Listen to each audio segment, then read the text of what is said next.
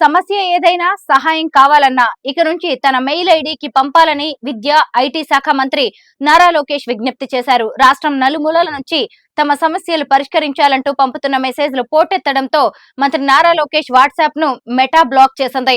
ప్రజల సమస్యలను పరిష్కరించడమే ధ్యేయంగా అవిశ్రాంతంగా పనిచేస్తున్న మంత్రి లోకేష్ వాట్సాప్ బ్లాక్ కావడం, తరచూ ఇదే సమస్య రావడంతో తన పర్సనల్ మెయిల్ ఐడికి ప్రజలు తమ వినతులు, సమస్యలు పంపించాలని ఒక ప్రకటనలో కోరారు.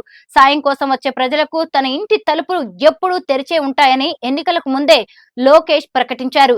ఎన్నికల్లో అఖండ మెజారిటీతో గెలిచి మంత్రిగా బాధ్యతలు స్వీకరించాక ప్రతిరోజు ప్రజలను కలిసి వారి సమస్యలు తెలుసుకునే ప్రజా దర్బార్ కార్యక్రమాన్ని ఉండవల్లి నివాసంలో నిర్వహిస్తున్నారు. ఇదే సమయంలో తన వాట్సాప్ కి వచ్చిన మెసేజ్ కు రియాక్ట్ అయ్యి 25 మంది దివ్యాంగ విద్యార్థుల సమస్యను పరిష్కరించారు. వేలాది మంది తమ సమస్యలను ఒకేసారి నారా లోకేష్ కి వాట్సాప్ చేయడం వల్ల టెక్నికల్ సమస్యతో బ్లాక్ అయింది. తనకు సమాచారం పంపే ప్రజలకు ఎటువంటి ఇబ్బందులు లేకుండా తానే హ్యాండిల్ చేసే పర్సనల్ మెయిల్ ఐడికి సమస్యలను పంపించాలని మంత్రి విజ్ఞప్తి చేశారు.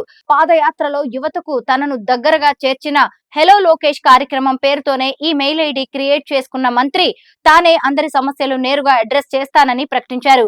పేరు, ఊరు, మొబైల్ నంబర్, మెయిల్ ఐడి, సమస్య, సహాయానికి సంబంధించిన పూర్తి వివరాలు వినతులతో రూపొందించాలని సూచించారు.